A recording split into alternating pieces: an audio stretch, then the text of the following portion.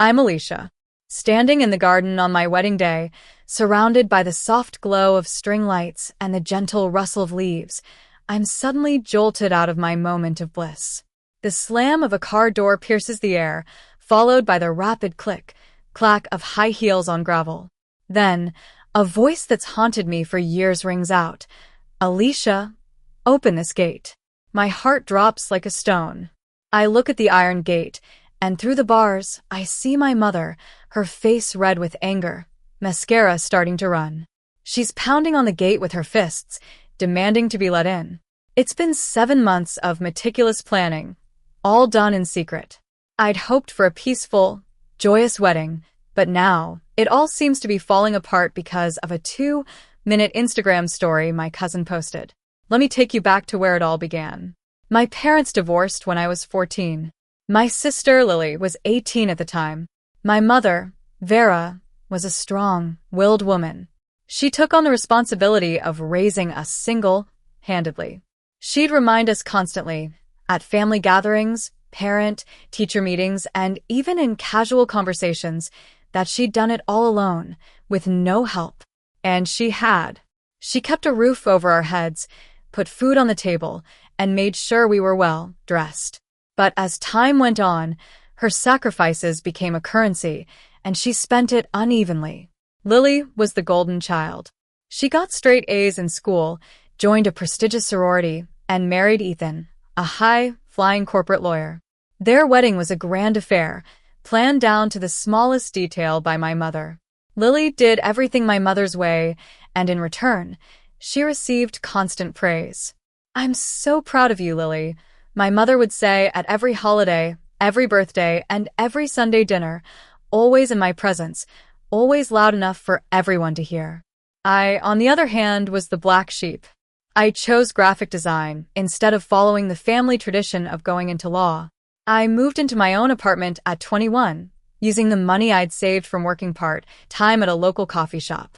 One summer, I cut my hair short, and my mother looked at me across the kitchen table as if I'd committed a grave sin. Every decision I made was met with criticism. The car I bought was too old, the apartment I rented was in the wrong neighborhood, and the way I dressed for church was too casual. And every correction came wrapped in the same phrase, "I'm only saying this because I love you." I used to think that if I tried harder, made better choices, and smiled wider, I'd finally earn my mother's praise. But by the time I was 26, I stopped waiting. I met Leo at an art fair 4 years ago. He had a booth selling his hand-carved wooden sculptures. His hands were rough and calloused from hours of work, but his smile was warm and inviting. His prices were fair, and we started chatting. I asked about a small sculpture for my apartment, and he asked about my favorite artists. We talked for over an hour, and I completely forgot about the rest of the fair. Leo owns a small woodworking studio on the outskirts of town. He creates custom-made furniture from dining tables to bed frames. He taught himself the trade through an online course and built his clientele through word of mouth. By the age of 28, he'd paid off his small house. He's not flashy. He drives an old pickup truck and wears the same few flannel shirts. But he's reliable, he listens, and he shows up. The first time I brought Leo to meet my mother, she opened the door with a smile and said, "So nice to finally meet you." But during dinner, she asked, "Where did you go to school, Leo?" When he said he'd learned his trade online, she didn't say another word to him for the rest of the meal. That night, she called me, "Alicia, you can do better than that." "Love doesn't pay the bills," she said. I told her that Leo was kind, hard-working, and that I loved him.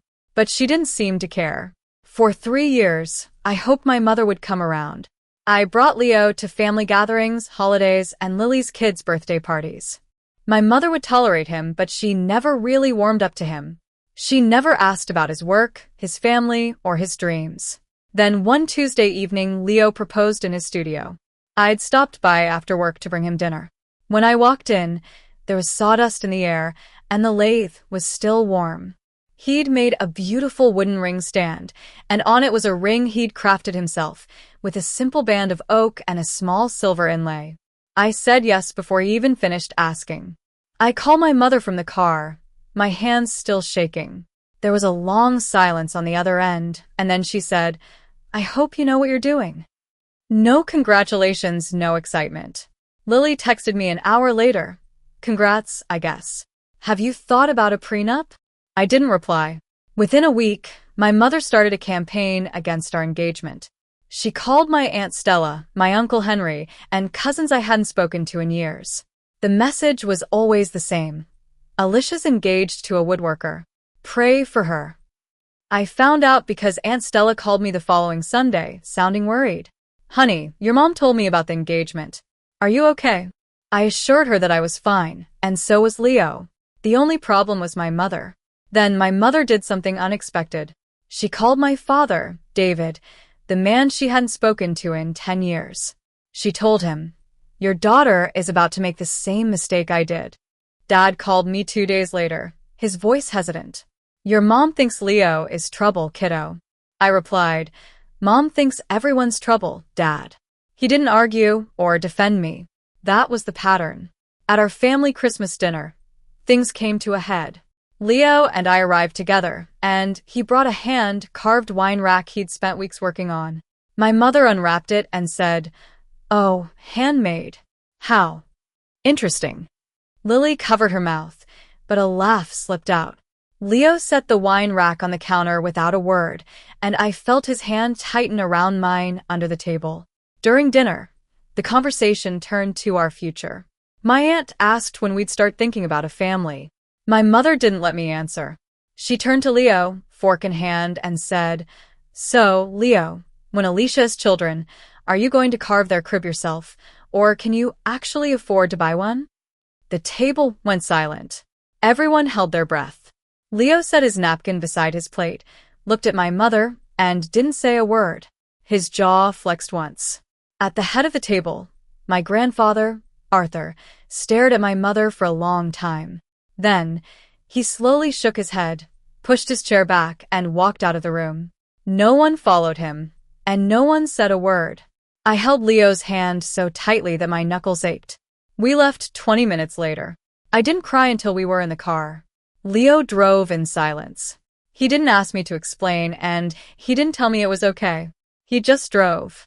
That night at 11 p.m., my phone rang. It was Grandpa Arthur.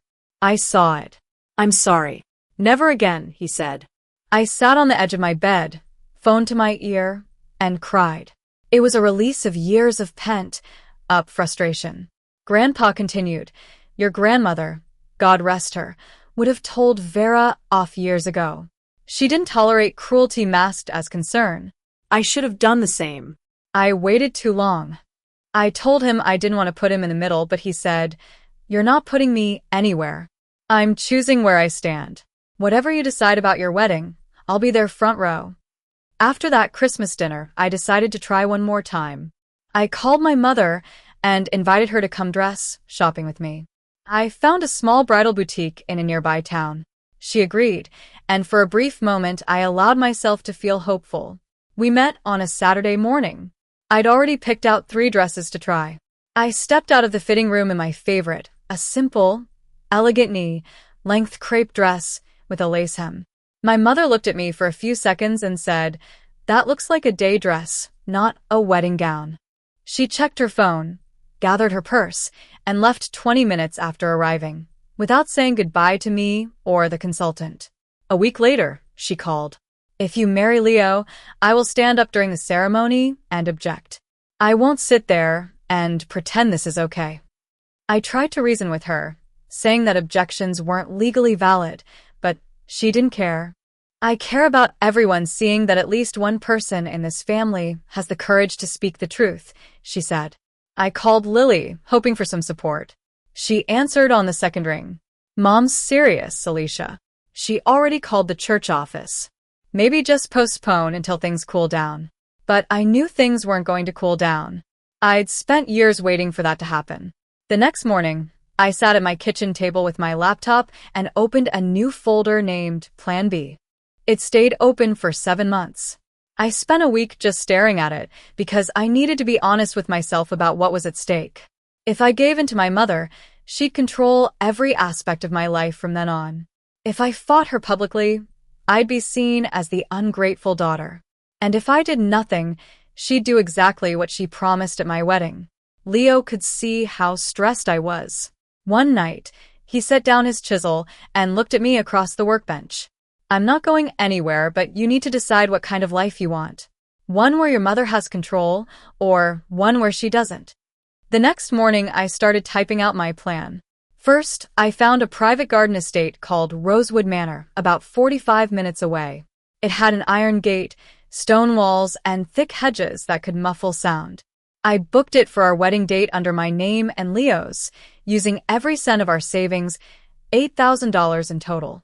Next, I called Pastor Grace, who'd known me since I joined the local church at 22. She knew about my mother. When I explained the situation, there was a long pause on the line.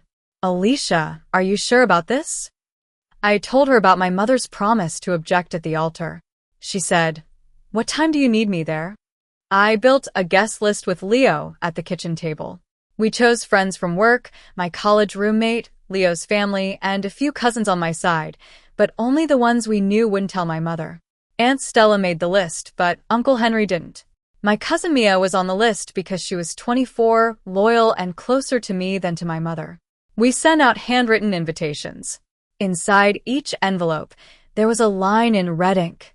"This is a private celebration. Please do not share on social media until after the ceremony." Every guest agreed to keep the secret. The last call I made was to Grandpa Arthur. "Grandpa, would you walk me down the aisle?" There was a brief silence, and then I heard him exhale. "I've been waiting for you to ask." Over the next few months, we made all the preparations. Leo built the arbor for the ceremony from reclaimed wood in his studio. I bought my dress alone, the knee-length one my mother had dismissed. In February, I went back to the bridal boutique by myself. I tried on the dress again, looked at myself in the mirror, and didn't hear my mother's voice in my head. I bought it on the spot. In April, Leo started working on the arbor. I drove out to his studio after work and found him sanding across, beam by hand, sawdust in his hair. That night, I watched him carve our wedding date into the base of the arbor. Small letters hidden in the grain, a secret just for us. In May, the invitations went out. I called each guest individually to confirm. "Are you in? Can you keep this quiet?" Every one of them said yes. In June, my mother called. "Have you come to your senses about Leo?" I kept my voice calm. "We're taking our time, Mom," she replied. "Good. That's the smartest thing you've said in a while." I hung up and looked at the seating chart on my kitchen table. 47 names, neatly arranged, with a highlighted spot for Grandpa Arthur in the front row. My mother thought I'd given in. She thought the silence meant she'd won. But I knew what I was doing. In July, Lily showed up at my apartment unannounced. She stood in the doorway with a bottle of wine and a fake smile. "Just thought I'd stop by. We never hang out anymore." I let her in, made small talk, and poured the wine. She walked around my apartment, looking at everything. "Are you dieting?" "You look thinner," she said. I told her I was just eating healthier. She sipped her wine. "You look different. Lighter." I asked, "Lighter? How?" She said, "I don't know. Like something changed." My planning notebook was on the coffee table. I reached for a magazine and covered it. Lily watched me do it. She sat on the couch and crossed her legs. "You know, Mom's been telling everyone you called off the engagement, right?" She told the whole women's group at church. I poured more wine and said, "That's Mom's story to tell, not mine." She asked, "So, you haven't called it off?" I didn't answer directly. She narrowed her eyes, suspecting something was off, but she didn't have enough evidence. In August, Aunt Stella called. "Sweetheart, your mom stood up at the women's group brunch and told everyone you'd come to your senses. She said you ended things with Leo and you're healing and finding your way back." I closed my eyes and said, "Aunt Stella, I'm fine. Mom says what she needs to say." She paused and said, "Okay, honey. Just know I'm here." My mother threw a small party to celebrate my supposed surrender. Lily posted a photo on Facebook of the group smiling around my mother's kitchen island, champagne flutes raised. The caption read, "So proud of my little sister for making the right choice." I saw the photo while I was coding the place cards for the wedding. The gap between my mother's reality and mine had never been wider, but for the first time, it didn't hurt.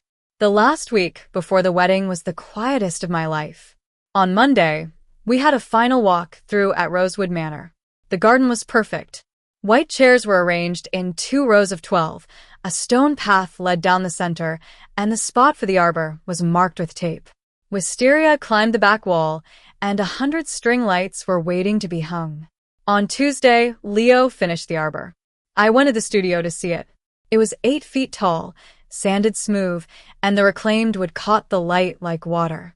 Our date was carved into the base, and he'd added a small heart, no bigger than a thumbnail, hidden on the underside of the cross beam. "Nobody else has to see it," he said. From Wednesday to Friday, I called every guest to remind them not to post on social media until after the ceremony. Everyone confirmed. On Saturday night, the night before the wedding, Leo lay beside me, already asleep, one arm across my waist. I stared at the ceiling and listened to his breathing. Tomorrow, I'd marry this man, without my mother's interference. My heart was pounding, not from fear, but from a feeling I couldn't quite name. Maybe it was the feeling of freedom. On Sunday morning, I woke up at 5:30, slipped on a jacket, and drove to the venue alone. I checked the flowers, straightened the chairs, and stood under the arbor in the early light. Everything was ready.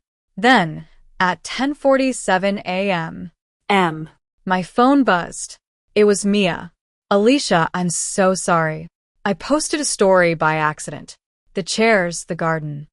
It was so beautiful. I thought I deleted it after 2 minutes, but your mom already saw it." My stomach dropped. 2 minutes. That's all it took to put 7 months of planning at risk. I called Leo first. "My mom knows," I said, my voice steady. He was at the studio loading the arbor into his truck. "How long do we have?" he asked. 45 minutes if she leaves right now," I replied. He said, "Call the venue manager. Make sure the front gate is locked and tell Pastor Grace we're moving the ceremony up 30 minutes. I'll get there as fast as I can." I called Pastor Grace next. She answered on the first ring. "Alicia, what's happening?" I told her my mother had found out and was probably on her way. She said, "We have 45 minutes. I'll be ready." The last call was to Grandpa Arthur. Grandpa Mom found out. She saw an Instagram post and she's coming. He said, "I'll handle it. You get dressed and walk out to that garden." I believed him. I walked into the bridal room, where my best friend, Sarah, was already there, steaming the hem of my dress. "My mother's on her way," I said. Sarah asked, "Do you want to move things up?" I replied, "Already done." 30 minutes early. Leo's handling it. She helped me into the dress. As I looked at myself in the mirror, I saw myself, not a version of me that someone else approved of. I was in a dress I'd chosen, in a venue I'd booked, and on a day I'd planned. A knock at the